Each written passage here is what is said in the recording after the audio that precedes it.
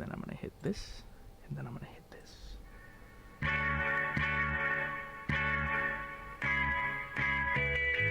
There we go. Now everything's working. Properly? Properly.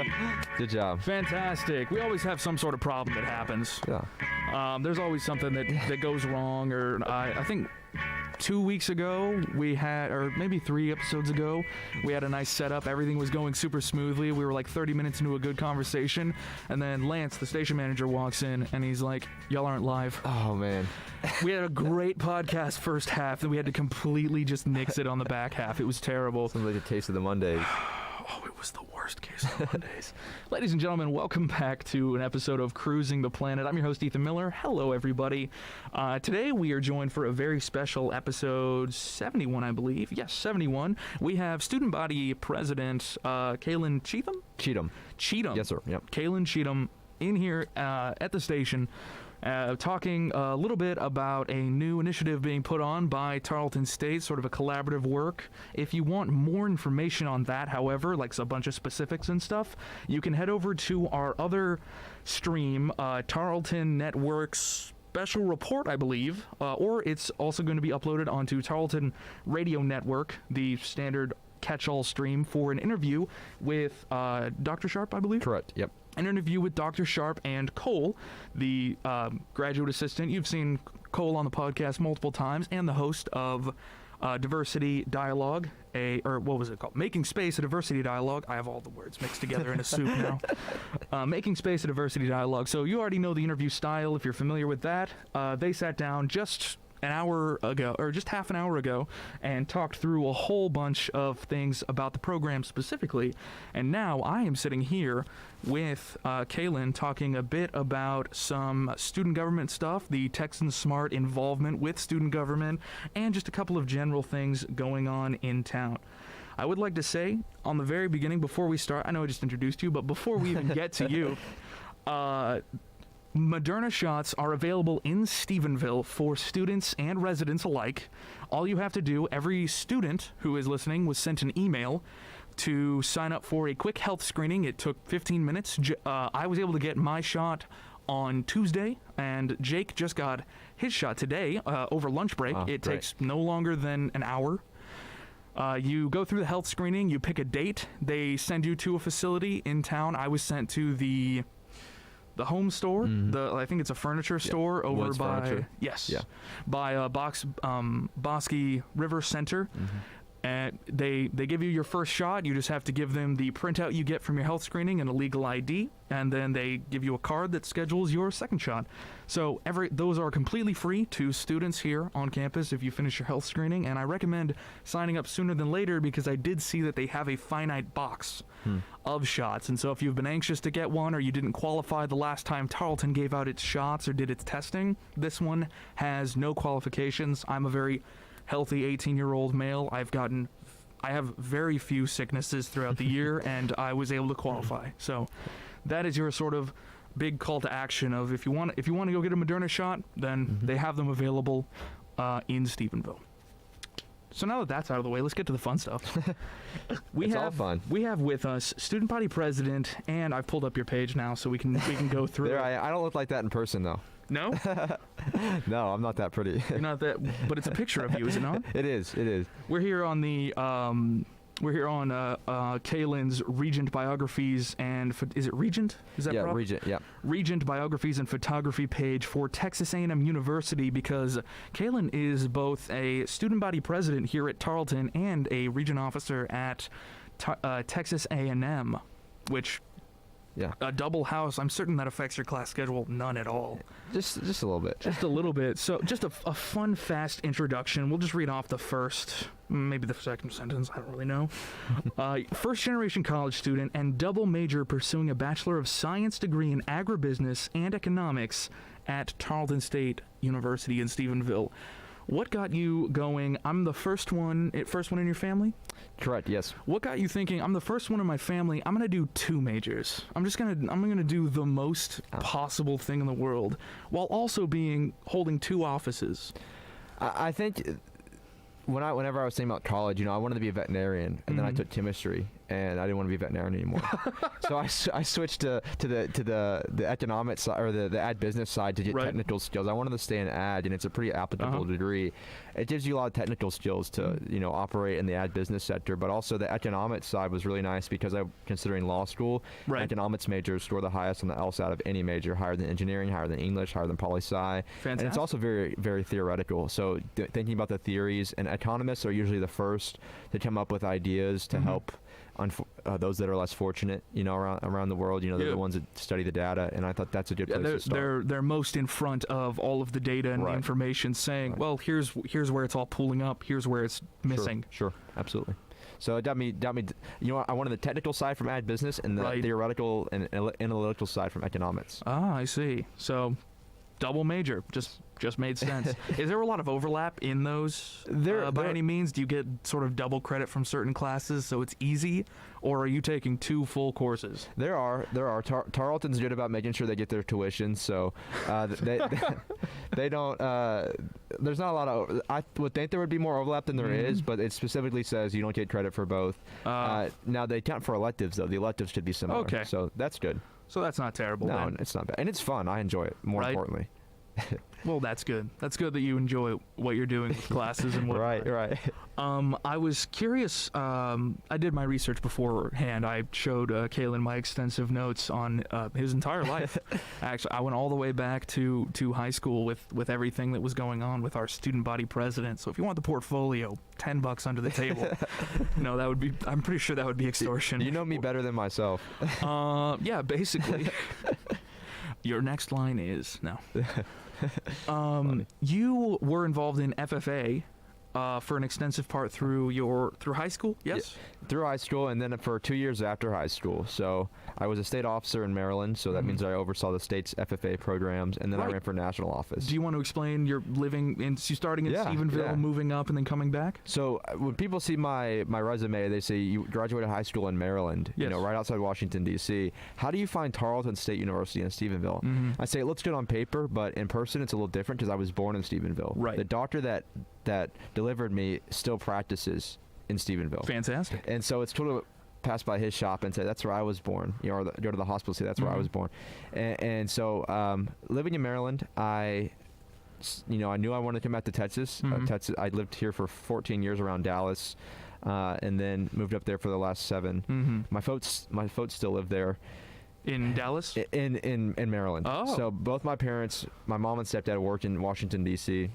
Oh, cool. And so their work took them up there, but then I knew I wanted to come back to Texas. Yeah. Thought Texas A&M was the place for me, but ended up at Tarleton. Same. Right. It's the way. Did you start on the feed-through program where you come to Tarleton for the half-cost basics and then go to Texas A&M? I was PSA, so Program for System Admission. So PSA. I think that's the pass-through that maybe you were mentioning, and I just was like, Tarleton is the greatest university on campus, or in the world. Campus. Yeah, on campus. It's the greatest one on the Stephenville campus. You're darn right. The high school's got nothing. No, they don't. But it was outstanding to visit and to know that the individual is important at Tarleton. Where at A&M, it's a huge, the faculty-student ratio is huge. And A&M's a great school. Don't get me wrong. I love A&M. Yeah. But Tarleton was just the place for me. So I love it here. Speaking of the individual, so the focus on the individual, do you want to get a little bit in on the QEP Texan Smart program, sort of where it came from? I'm going to scroll down through. I have the PDF here through the information, but do you want to give it an introduction? Yeah, so Dr. Sharp's team and in kind of conjunction with student government and our other leaders across campus have been working on our new quality enhancement plan, QEP, and this year it focuses on financial literacy, I believe. And so when they first started developing this new QEP, they polled students. They really hit SGA hard as the student leaders and said, what do you guys want? What do you think we need? How can we help? And I think financial literacy won out, and it was chosen by the large group of stakeholders. And so while we're in sort of the promotion phase, I think we're looking at an official launch later this year. I believe August is when the person that is going to head every part of the operation will be hired. Okay, yeah. August of 2021. So over the summer, they'll be doing interviews with people. They're going to get somebody who has I believe a bachelor's or a master's in finance Oh, cool. or education or something adjacent that is approached to it, and from their plan that I've read through. And then once they have that person involved, they've already done 3 things. I do know they have already created a website page. Yep. So they have the landing page started. You can find that at Tarleton on the website, tarleton.edu. They have increased the supply and the choices of items from the food pantry. Mm-hmm. I don't know if you're a purveyor of the food pantry, but any student who does through the anonymous sign up, you might have noticed that there is a person who stocks there more regularly now, and also the options of items to get from the pantry have gotten more interesting. I use the Tarleton pantry every so often whenever things get adjusted, because I am in, I believe, one of these risk groups for Texan Smart. I find it very interesting that we were approached, and I've relayed multiple times my working 2 jobs here and there on the podcast, and so I find this super interesting. That's actually why I wanted to reach out and say, come on the show. Yeah. Let's talk about this. I have some facts, if that's all right. Go ahead. Yeah, facts are great. So on table 10, if we look through the PDF for this, I know, super interesting, super fun, guys. Key findings for basic needs security, something that I had no idea how bad the numbers were, because no one ever really wants to talk about their financial situation, because everyone sort of just like shrugs and goes, yep, it is what it is, homie. But for undergraduate students specifically, we'll focus on that.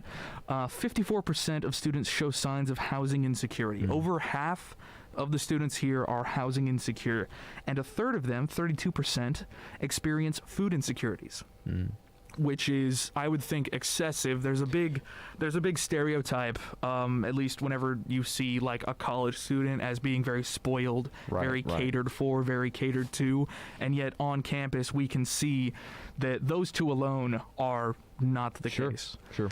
Moving down into financial security, 72% of students worry about paying for college. I think that one's a pretty high anxiety level of like, everyone's worried.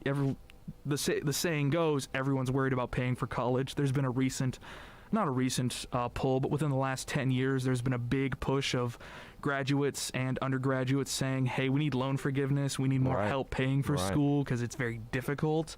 I myself, first going into college, was like, it'll be super easy. Once I get applied for, I just do 50 applications a week for scholarships, and then I'll be good. And just no response from anybody. 51%, so half of students, have run out of money 3 or more times in the past year. That one had me that one genuinely shot me in the heart, because it's happened. I had to right at the end of my freshman year, I suddenly became very financially unstable. Due to sort of a circumstance I don't really want to go into. But because of that, I had to leave college for a year and pay off a $10,000 loan before I was even allowed to return.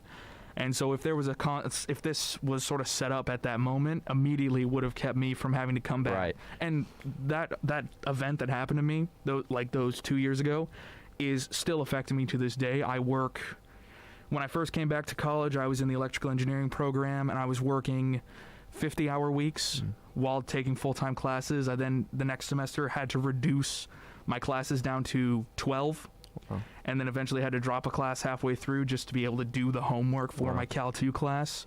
So then I'm down to 7 hours, because one had a lab, so it was counted a little extra. And then eventually I sort of had a big sort of moment and switched over to College of Business for marketing. I enjoyed talking a bit more than I enjoyed doing math, but I'll probably go into data science on that end in business eventually. But I now can take at max 12 hours ever, but currently I can really only manage to afford 6 credit hours at a time, because I'm finally stable enough to have housing covered. I just need to cover my classes, but I can't pay for them all at once because my income is so low. Right. I think, and then I think TexConnect is the oversees the pantry and some other programs. Career Services also offers programs to get people business wear. So for interviews. So And they do resume work yes. as well. So I think that Tets Connect, I think that's what the food pantry official title is. Yeah. The Purple Pantry's official title is. They're expanding their programs. I know Student Affairs is expanding their staff over there to encompass more things than just food and basic necessity items, just to give students that are maybe at risk or in need of something more opportunity, because Texans take care of Texans. So I was glad to see this as a key component, and as an economics and ad business major myself, Right. I've taken some classes Focused on the numbers a lot. Exactly, and I think one of the biggest things theoretically when it comes to in need or impoverished folks, either in the United States and Texas or around the world, is the biggest indicator of poverty or at risk is a cycle. So let's say you're stuck in a cycle and you just can't get out, whether it's debt, right, student loans, whatever it is, or you can't, you live in paycheck to paycheck, you're still stuck in that cycle. So how do we help people? Month to month, right, or 2 weeks to 2 weeks.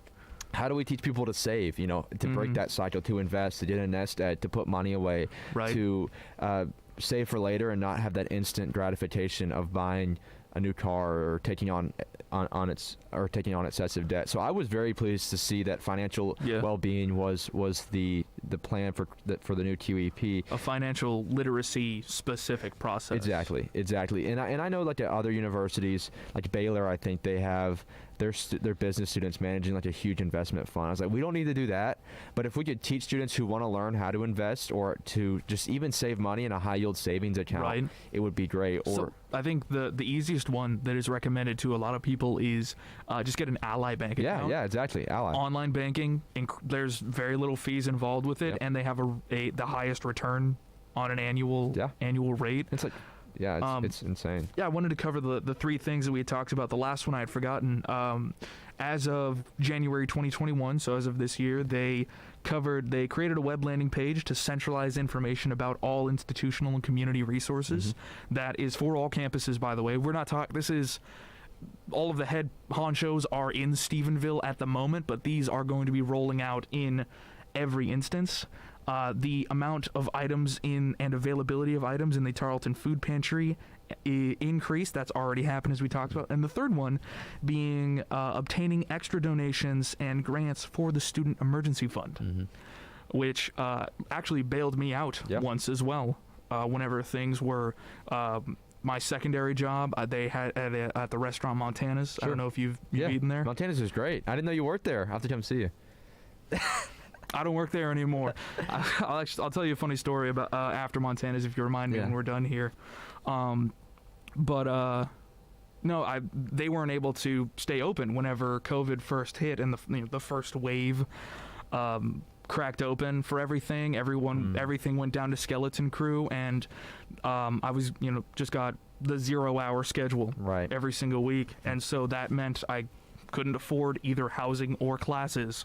But if I don't have classes, with a lot of students, a very high anxiety prospect is the fact that if I can't pay for my classes, then I am not allowed my access to my housing. Right. So my housing is in jeopardy, and I'm trying to fix that. But if I do that, I take time away from classes, and that spiral or that cycle that you were talking about earlier sort of starts to loom. Sure. And I can 100% guarantee that anyone stuck in a cycle will spiral. Yeah. They will simply start to realize that I can't cover this, then I can't cover this, then I can't cover this, and I can't cover this, and just ego and self-worth drop through the floor. Yeah.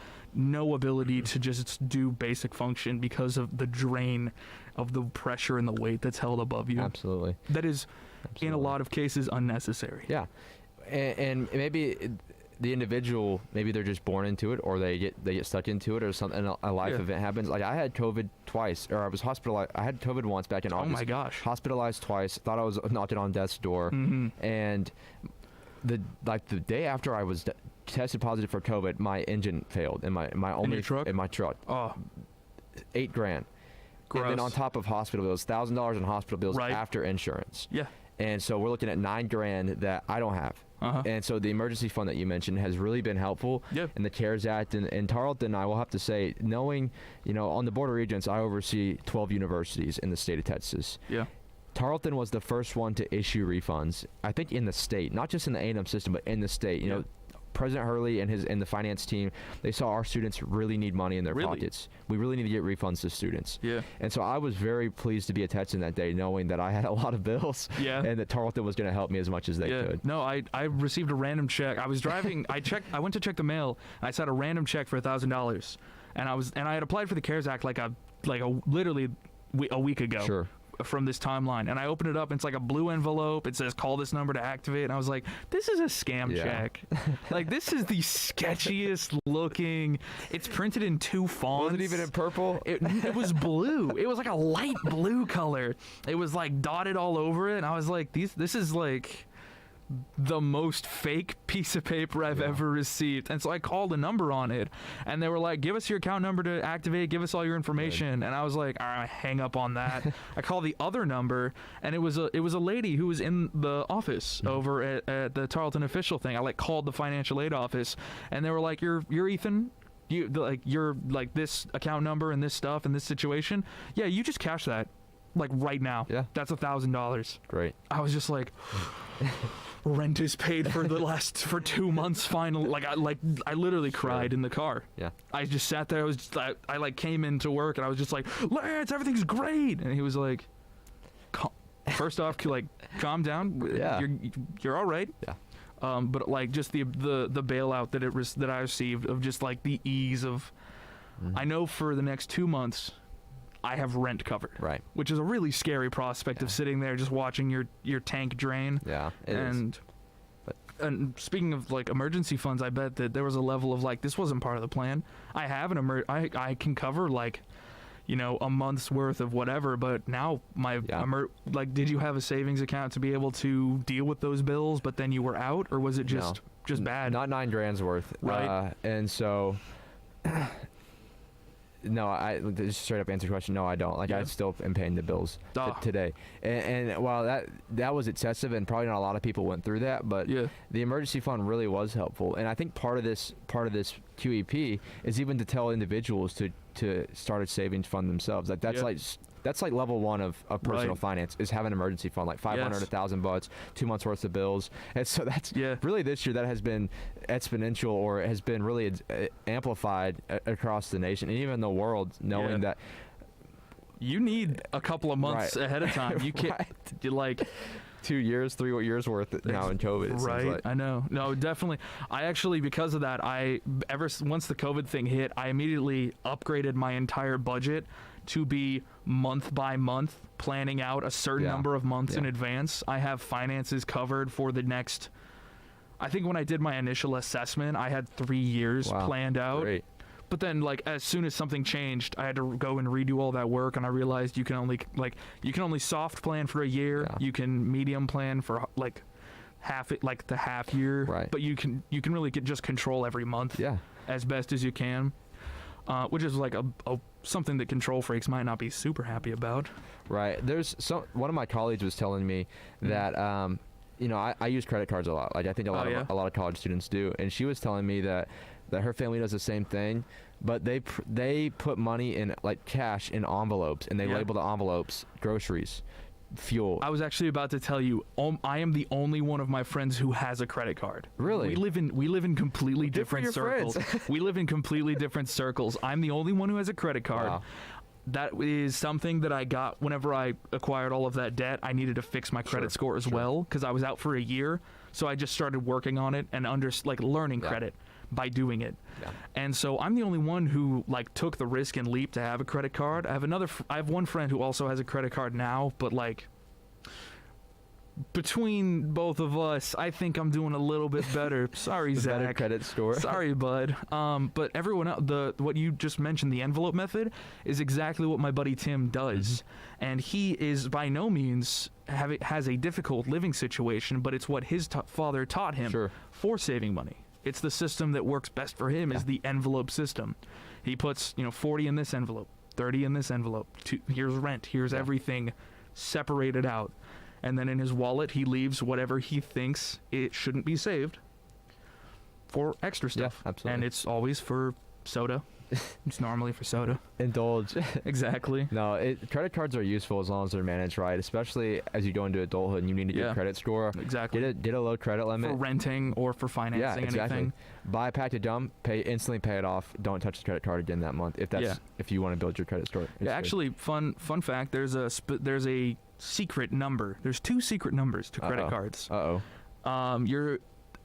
I have like all the research and stuff for my credit card figured out for the numbers I'm allowed, but the recommendation is 20 to 40% of your credit limit. Yeah. If you stay within that range, your credit score will increase by nature of only having that much revolving credit. Right. Revolving credit being every sort of term. Every term, if it's month or what be it, every month it rotates over. If you stay within that consistently, your credit score just starts to go up. Yeah. And then with a higher credit score, you get access to a higher credit limit or a better rewards program or a different card or now your interest rate of financing your vehicle goes down. I have a buddy who has a car loan that is astronomical on the percentage rate because he finances a credit card the same way that someone would take out a loan, like a personal loan, and which also got me worried when I was looking through this form here on the student on the smart. Oh, goodness, I broke the document. There was a statement here that said 37% of students use credit cards to pay for college. And that has me worried that they're using the credit cards like they would a loan while trying to stay away from student loans. Where you max out the card and just pay the minimum each time. Right. So you're allowed that instant access to money. Yeah. I haven't seen that stat yet. But hearing that's extremely concerning. Yes. Because almost 40%. That's almost if you were to make it simple, that's almost the entire male population of Tarleton. Yeah. No, that's insane because student loans, people hate them. Perspective. But they're if you can get a federally supported student loan, I have one. Yeah. And it's through a third party. Bud. No, I know. It's third party. But if you can get one, usually the interest rate is much lower and they're a lot more forgiving because it's managed by the government than a credit card company. Because like when you have the federal administration who cancels or defers loan interest like they've been doing for the past 2 years, credit card company private business might not do that because they have to meet their margins. There's a danger to privatization that you're just another credit card who maxed out your limit. Sorry, bud, you're in the bad side. And you have 40%. Wow. Yeah, for almost 40% of student, and I believe these statistics range from 2012 to 2018 is where the numbers were gathered. I believe it. Yeah. So this is all before we moved up to D1, but also because COVID threw everything out of whack. Yeah, I'm certain it's only. I would guarantee these numbers are higher and worse immediately. Yeah, certainly. And moving afterwards, I can guarantee that things are worse from this. This definitely took a layer out of the bottom of everything. Right. But seeing how many people, 66% of students have more student loan debt than they anticipated, which you can understand from a budgeting thing. If you are suddenly in the negative numbers more than you ever expected, you now don't even see how you can plan your way out of it, and it throws your payoff schedule way into the future, which the longer, and you understand from, we all know from compound interest, your favorite part of math class in algebra, of the longer time period that you have to pay out your loan, the more interest you're paying. And so in total, you're paying so much more money. Yep. It gets you. Yeah. And so I think that at minimum, a financial literacy program that you can opt into to be involved, to learn things like, credit cards, and loans and this and that, private loans, federal loans, just all of that information. Something that would also, I think, benefit students is help with their, someone who they can trust with their financial situation to say, here's the deal. I need a dependency override so that I can pay for all of my things on my own because my FAFSA is getting completely screwed over because I have to report my parents' income. Yep. But my parents live in Maryland. My parents, I pay for all my own stuff. I work 2 jobs, and I have been for the last 3 years. Or I don't know my parents. There's a difficulty there. Or I actively stay away from my parents. It's literally a bad situation. Something that is difficult to bring up at the financial aid office. I found a little bit. There's a slight disconnect with certain student groups. Yeah. So I think that this helps as a level of like, here's what I can tell you in confidence. Help me work this out so I can stay here. Yeah. And this QEP isn't a destination, it's a journey. That's something that we've been very clear on in our meetings. This can be fluid, this can be flexible, but we want to help students. And I've been through exactly what you're talking about, Ethan. You know, you go to the financial aid office, completely self-supporting, but because your parents claim you're dependent, and it's tough because then you don't qualify for need-based scholarships. Exactly. And it's kind of like, I think for 1 year I qualified for a Pell Grant and was just unallowed to access any of that money because I was accidentally claimed by one of my parents. We had a text conversation of like, you know, I need to be considered independent for this, and they were like, well, I'm just gonna claim you on this one. We'll let you go next time so that I get a little extra money. And it blew the whole thing out of the water. It affects your status while a student affects so much. Right, you're absolutely right. And so if you can't keep it solid and planned, then it is only going to add so much more stress to some degrees. Imagine a nursing student. I don't know if you're familiar with most of the nursing student memes. You have a lot of nursing student friends. Yeah, absolutely. They are so busy. Yeah, and the cost of their textbooks is insane. Could you imagine dealing with any level of like financial problems and doing just the normal course load for our nursing program here? It's stressful, and then the stress. The stress of personal finances, even more. You know, taxes or can I make rent this month, or am I gonna eat? Yeah. No, I can't imagine. I eat potatoes and rice every day, all day. That's it. That's all I have. I feel that. Found a really nice way to season my rice. Yeah. A little extra salt. I think what was that you familiar with like TikTok and memes and stuff? Of course. How cool are you? Yeah. But just because I'm old doesn't mean I'm not cool. No, that's totally fine. But the meme of I got this delicious salt water and I got sugar water for dessert. And like everyone sees that as like the obvious college student. It's like, oh lol, that's the college student. But the problem is that's a very real situation. It's a reality. It is. The meme comes from the I like to think that that meme and that whole concept of like the starving college student doesn't come from a lack of planning, but from a difficult situation that is, I have to laugh or I'll cry. Right. No, you're right. Because we look at these stats of imagine like you've got 50%, 30%, 70%, 20%, 50%, all of these different percentages. Could you like imagine being the person who fits inside of every one of those bubbles in a Venn diagram? How alone and ostracized would you feel? Well, while also being around all these people in a collegiate level, right? That is supposed to be like, you know, we've moved up to D1. We have ABET certifications on our campus. We compete at a much higher level than a lot of other campuses in the area. To be like sitting there like, I have personal difficulties that I can't voice to anyone. Right.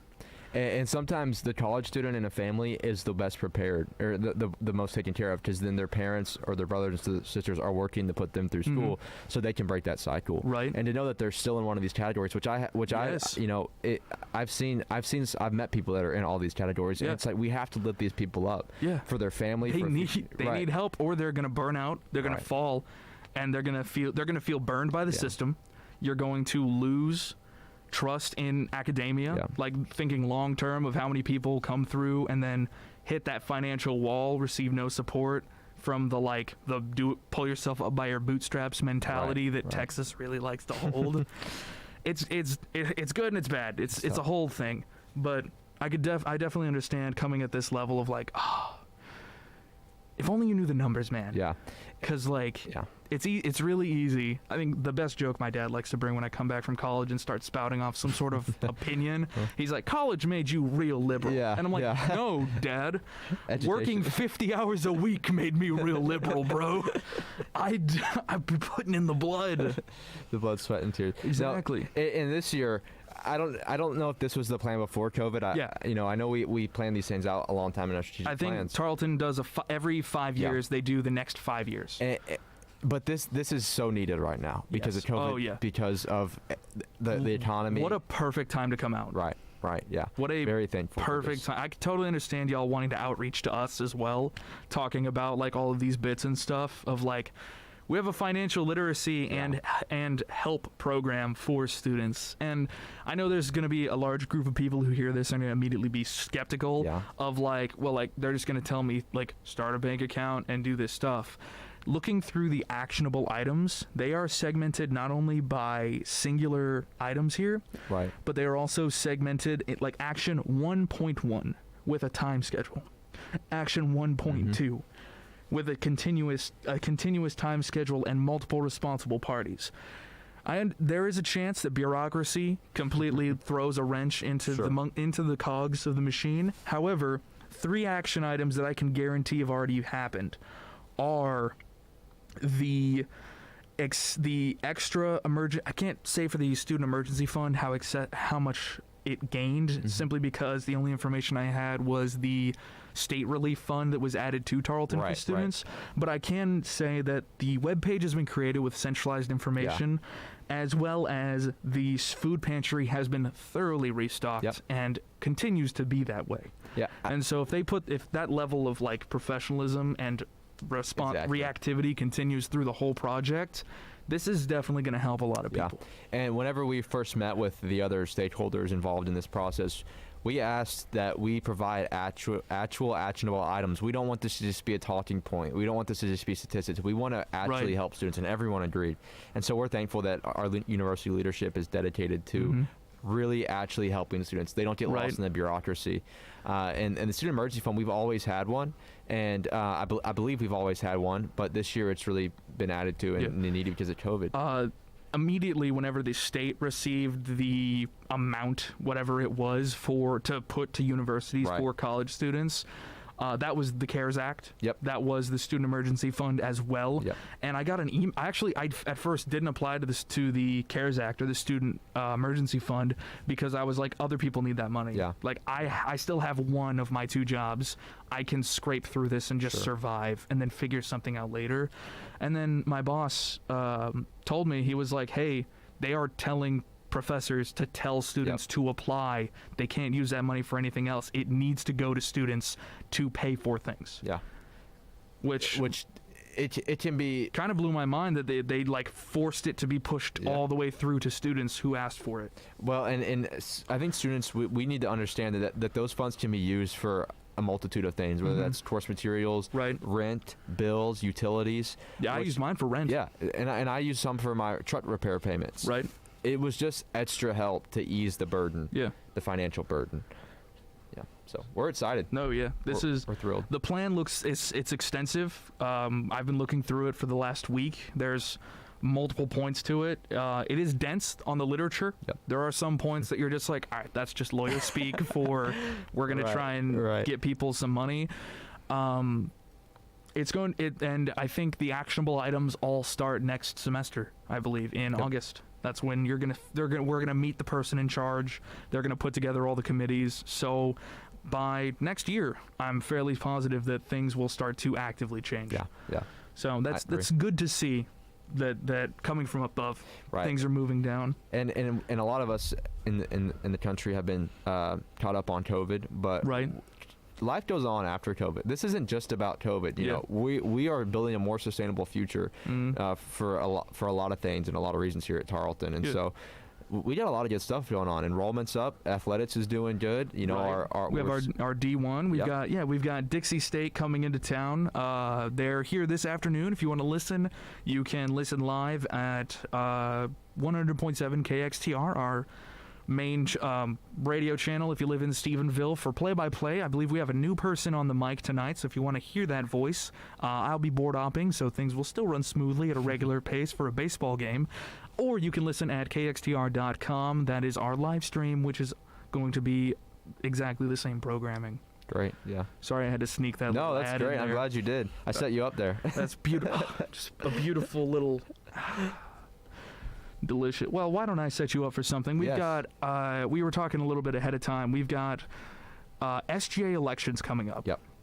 The nominations have already closed. Nominations are closed. And the ballot is available on SGA's social media. Correct. On Facebook, Twitter, Instagram, or So the you can actually see the names of the people that will be on the ballot on our Instagram. You can find it on our Twitter. I think it might be on Facebook too, but definitely Instagram and Twitter. Definitely go to Instagram if you want to see names. Our Twitter links to our Instagram. And while you can't vote yet, that'll open up, like you said, on the 19th and go through the 22nd of April. Yeah. That'll be on Text and Sync. Any student can vote with a valid ID to sign in. But if you want to see the names of your student body president and vice president candidates, your Congress representatives who represent different areas across campus, and Mr. and Mrs. TSU, our 10 nominees are on that those images as well, and they're going to be officially introduced in a Q&A at the Grasper Fest on April 14th, I believe. Okay. And so if you go to that event or listen to that event, you'll have 5 days to make your decision until. Votes open up on the 19th, and then they end at noon on the 22nd. And then results will be announced. Yes. Do you want to give them that Instagram handle so they can listen to they can look for it? Just Tarleton SGA. At Tarleton SGA. Yep. Fantastic. Easy to find. Look forward to seeing you guys over there. And again, get out and make your voice heard and vote. These student reps need your votes. Campaigning starts on the 5th. So be on the lookout for different campaigns. And that'll be on your Instagram as well? That'll be on every specific accounts? all the candidates' social media. So they run their own campaigns, and then we don't endorse, obviously. But look out for campaigns. There's some really good ideas that people are campaigning on. So if you definitely need to know whose campaign is affecting what, then you're going to want to go over to Tarleton SGA's Instagram account. We'll give it a link in the description of this video and as the podcast episode, so you can just click on it to follow. You're going to want to find all their names and follow all their social medias so you know who to vote for, because a certain executive order came out, and you need to know to vote for adjustments that happen on campus, because this gentleman right here made are we allowed to talk about it? Yeah, we can talk about it, sure. A dining option adjustment for as an executive order for. So this is something that if you do your vote, if you follow through the campaigns, you can decide how to affect your campus, just like how Cahlen has. Go ahead and talk to us about this. So there's a few ways that SGA does actions. I call them actionable items. You have your resolutions and your bills and your pieces of legislation that come through Congress. The executives, which is me and my team, can pass executive orders, and those are sort of similar things that have to be approved by Congress. They do the same thing, but one's from one branch, the executive, one's from the other, the legislature. Yeah. And so this executive order, we're looking to enhance retail dining options on campus. I think it's about time that we get another restaurant, another chain or something. You know, I travel to these other universities and I see a lot of the restaurants that they have. I see we have more enrollment than they do. Our enrollment's growing 1,000 students a year at this point, it seems like, which is outstanding. But with that, you have more diversity, you have more cultures, you have more need for food, and there could always be another eating place in Stephenville. You know, I've seen community members stop by the Chick-fil-A. It's rare, but I've seen moms and dads in there buying their kids Chick-fil-A. Well, here might be an interesting thing. An event that we lost, I believe, my freshman year. It was the last version of it, and it hasn't happened since I've been back to Tarleton. It was called the Taste of Tarleton. Really? Yeah. It was an event that was put. Are you familiar with this one? You haven't heard of it? All of the venues in Stephenville would come in to Stephenville during a family weekend or during a homecoming event. You'd have everyone would show up for catering. Right. And then everyone gets to know all of the brands, because I find, I mean, there's a known law if you live in Stephenville that from the hours of noon till 5 a.m. you will not be able to eat Whataburger. Whataburger, yeah. Because that's the only place that everybody goes to eat. We have 2 McDonald's. Both of them are super empty. Yep. There's the restaurant Montana's that we talked about, that is always very full of professors. Whenever I used to work there as a fry cook, I would notice so many order names, and then I would look out the window to the bar and I'd see like my math professor there, or Big O's. Big O's. That's another big one too. Big O's is another one a lot of students go to. They recently had their remodeling event. Yeah. I haven't gone yet, but I heard the robot is very cute. Yeah, that's what I've heard. I haven't been either. But then those are like the 2 names that are easy to tell because they're right across the front door. You just walk over. You just walk over there from campus. But what about the new Mexican place that opened up, Habaneros? I haven't been. Exactly. Yeah. Because you're not really driving by HEB and thinking, where do I need to eat later? That's a local chain, and so it helped pull Stephenville into Tarleton and Yeah. Tarleton out to great. Stephenville instead of getting everyone just to. And I understand there's a Grubhub and a DoorDash that is doing amazing now. My roommate does DoorDash and made $150 the other day. Holy smokes! Right, but Wow. because like vaccinations are coming out, there are options to go and eat at places that are a little less known. I really honestly would say that there needs to be some sort of outreach program to these local businesses because especially after COVID, what hit, those are the ones who fail. Those are the businesses that get washed away. With economics, I'm certain you can understand, and agricultural business. The franchise can save its sonic location or can move everybody around it. Right. But no one is helping to pull Big O's back up other than the community that it's feeding. Yeah, and you're absolutely right. I think we could definitely consider options to bring back the Taste of Tarleton. I believe it was what it was called. Last night, actually, we meet every other Wednesday at 6 p.m. So, by the way, join us next week at 6 p.m. That's an open. Yeah, students are always welcome. Fantastic. They have speaking rights. They don't have voting rights, but you're always welcome to. Whoa. Yeah, you have to be a member of Congress to vote. You can definitely voice your concerns though. So I don't know if I like that. No, please. You have to be elected. You have to be an elected official. But nominate. You just told me nominations just closed. So what am I supposed to do, Caleb? Too late. No, go ahead. Please continue. So last night we had a Congress representative present their legislation, and it passed unanimously to expand dining options already offered on campus. So not bringing any new restaurants or eateries, but expanding what we currently have. So providing gluten intolerant foods, kosher foods, vegan options, more vegetarian options, I assume, to accommodate for more cultures and people who have to have a meal plan and live on campus. Yes, that may not even be able to eat there. Right, very restricted with the meal plan. So very proud of our Congress for approving that and accommodating additional dining options. So dining's big. We're enhancing dining at Tarleton. Yeah, I do know that having a couple of friends who would go and working at multiple restaurants in town, that certain people, when they do show up and they have some sort of dietary restriction, if it's vegetarian or if it's pescatarian or if it's no this, no that, they're kind of stuck with like the one thing that works. And they don't want to eat salad every day. Or I don't want to eat a spinach and Alfredo pizza every single day because I'm not allowed to have any sort of meat because I'm stuck to this as a vegetarian. I want to be able to. Cause there's a certain level of eating out or eating at a place when you don't have access to a kitchen or like food storage that is like, I want a little bit of variety. Or you don't know how to cook. Because no, you fool. I can barely use a microwave. Don't. Let me finish my point, and then I have to ask you a very serious question, Cahlen.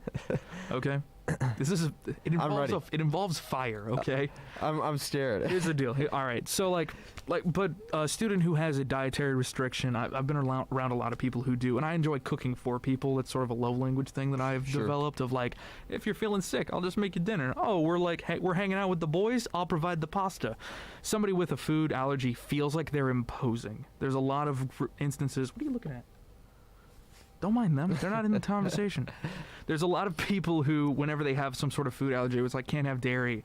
And then there's almost always a point in a big group where it's like, oh, we can't eat here. John can't have cheese. And they're like, they feel a burden. Well, man, I guess I just won't hang out with you all right now. Or it's like, oh, I don't want to be involved in like the group cook because I got to eat just cashews. It's like, no, we'll just have a cashew pie. Easy. Totally fine. So like having those dietary options where someone can go in and not have to make 6 modifications to a meal to be able to just eat it every single time is going to just help the general well-being of a lot of students. And when, they visit campus recruiting, so I gave a tour to somebody the other day and the dad was like, so what do you guys do here? Like, where where do you eat? I was like, well, this is what our campus options, and we might even be losing people because they go visit other campuses and they have way more than we do. And so we really. That is something that I know my mother was very focused on, was the you need this much food. Exactly. We got to make sure that you're eating. Count the calories. We got to know that you got enough protein. My dad was a big proponent of you need this much protein every day. I was like, all right, man, come on. Parents are very focused on meal plans. They are. They take care of us. They try. They try. No, so we are definitely excited for that. Our Congress term, the new Congress will begin work, and the new student body president will begin work April 29th. So I believe you're here till You're here through May or not? I'm here. My term ends April 29th. Oh, my bad. So I expire. That's when I expire. That's my expiration date. You just melt away. That's right. Yeah. Expire. And then you just reform in Maryland and have to do it all over again. Well, I'll be here another year, so they're not getting rid of me. Okay. So I'll serve in sort of an advisory and consultation role to the new team and help them and fantastic. With long-term planning. So fun. We'll still be around. Okay, that's good. So they get the summer to do a lot of setup. Yep, setup, preparing. The student body president and vice president will have to appoint their executive team. So their list of vice presidents. I have 10 vice presidents that work. Oh my gosh. Under me, 9 and a chief of staff actually. Okay. And so they have to appoint that. Those aren't elected.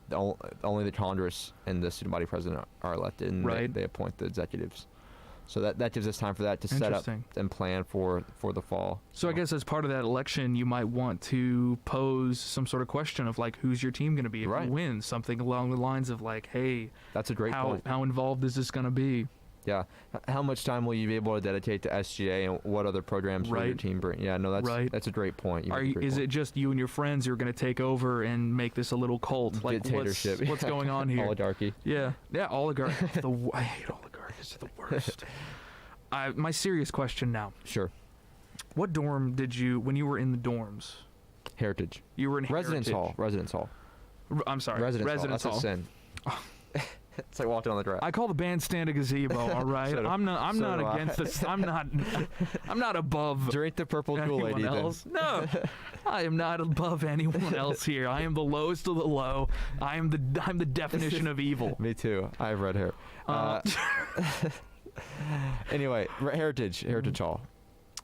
Were you the one who went into the microwave and forgot to put your water in your macaroni cup that caused us all to wake up at midnight? I have heard that time and time again. My RL, Robbie Thompson, I think. John, I don't remember his name. Wow. My RL's name was Ethan, so it was easy. That was easy. Tommy. To his wedding. Tommy Johnson. Okay. He was a very good microwave chef. He taught us all the dorm room, and he was my neighbor, all the dorm room tricks. So he took good care of us. He made us steak and stuff. Oh, nice. So thank you, Tommy. Awesome. Good job, Tommy. Yay. You made Cahlen the man he is today. I still can't. Unable to use a freaking pan. Yeah, I know. You're an animal, I can send a pretty mean email, though. You know, I'm growing my carpal tunnel. I can send a great email. If email was a sport, I feel like I spend all my time emailing at this point. So. Oh, yeah, I could imagine. Especially coming to the end of term, trying to wrap everything up. Get all the controversial stuff passed. Exactly. Right at the end. Yeah. You just immediately just start passing a bunch of stuff. Right. I guess we can talk about the last pass thing before we finish up here. I know you are 30 minutes late to something you told me. I work for President Hurley, so if he fires me, it's on you, Ethan. I'm not afraid of that man. I know where he lives. He lives right in that big old building. He does. Why would I be worried about that? No, I'm sure President Hurley is nice. He's great. You want the Rudder Way name engravings? Yeah. You want to just talk a little bit about that? Yeah. So this is something my vice president, Emily, who's the student body vice president, when we first, even before we were elected, this is like the big thing. One of the big things we really wanted to do was provide an intersection or a connection between students, alumni, faculty, staff, get SGA's name out there, connected with our groups of stakeholders, and leave a legacy, give people a chance to build a legacy at Stephenville. The people that can't afford a building or a street or a conference room, a house. They're going to... A house, exactly. So we have a lot of great donors, but we also who are able to leave their legacies here, and a lot of great famous alum or distinguished alum who are able to leave their legacies here. Yeah. But what SGA is doing, and we've already passed an executive order to do this, and we're already in the process of planning this with administration, with an implementation stage of hopefully fall 21. Yeah. We want to engrave the Brits along Rudder Way. Turn them into legacy Brits, and maybe award them to your John Tarleton Spirit Award winners. The 10 folks that get that, and say your name will forever be instilled down Rudder Way. Part of the floor. Right, literally part of the floor. Rudder, one of our... We can walk on them. Right, yeah, not walking on people. Don't step on any toes. But Rudder, Colonel Rudder, one of our greatest alums, looks down Rudder Way, and how great would it be for him to keep watch over the legacies of other alumni? That's a very nice thought. Yeah. that is. And my shameless plug, the official motto of SGA, which was also passed recently, is advancing leadership, promoting progress, and building legacies. So see, you snuck that one in without asking. I did. I'm sorry. That was pretty rude of you. Put it on my tab. You're leaving soon. There's nothing I can. That's right. Nothing I can threaten you with. Well, now you know where I work. You made not for long, huh? Not for long. You're out of here pretty soon. Impeach me. I don't get any assassinations. I don't get any business bailouts. No. No. If you sweet talk some of my staff, they might be able to help you. What, are they continuing their terms? Some of them are. Some of them. Group? I think two of my staff two of our vice presidents are running as student body president. Yeah. And they've picked great vice presidents, and then we have a member of Congress who is running with two members of Congress actually. Our Congress secretary is a candidate for student body vice president. Okay. So, super excited to see who's the champion next year. Well, good luck to all of them. Yeah. As always, your ability to vote on those people has to do with following their campaigns and figuring what each of them want to get accomplished. Yeah. Obviously, I think student government is going to continue to be involved with this Texan Smart thing. Want to say, as a finalization before we finish up the episode, is that SGA is not running the Texan Smart. That is a university-run operation. Correct. They simply are going to help involve sort of the publication and facilitation of that process, because SGA is, in a sense, sort of the blood-brain barrier from faculty and staff down to students in non-classroom environments. SGA represents the largest group of stakeholders, whereas we have 14,000 active stakeholders now at this point. And so as the official voice, it's our responsibility to be a collaborator and to help guide and advise administration. And we're very pleased with the current leaders we have at Tarleton, always asking for advice, always allowing students to have input. But we will continue to collaborate on this Texan Smart process. We're like I said, we're excited. Right. Fantastic. Yeah. I have to do the outro now. Do it. So I'm gonna play a bit of music here. You're free to stick around for a bit. Sure. But I got to do this whole script thing. Let's hear it. So now I'm nervous. Listeners, viewers, we come to a close on this here episode. If you showed up late or wish to revisit us, you can find this show as on our YouTube channel at Tarleton Radio, or as a podcast on iTunes, Spotify, or anywhere you download audio bites that are MP3s and roughly under 500 megabits. For updates about the show and other interesting things we make here at the station, follow us on all of the links in the description, as well as go ahead and give a follow-up on the Instagram post or the Instagram account for SGA to know who is going to be affecting your dining experience next time. This has been your episode of Cruisin the Planet, where you can find something to do in and around Stephenville every week. This week, sign up for next week so that you can go and get your first Moderna shot, because that'll mean that everyone can stop wearing masks and we all just can get past this terrible thing. If you enjoyed the show, don't forget to recommend it to your friends, and if you have any questions or suggestions, you can ask them in the comments or as a review of the show if you happen to be able to do so.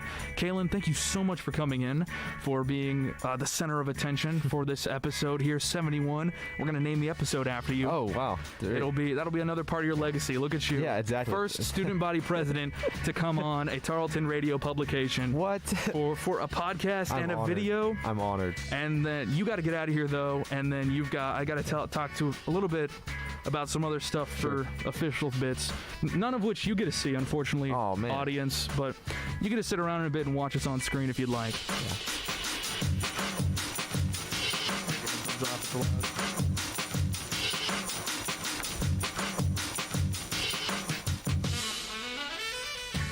And stop that one. Stop that. Awesome.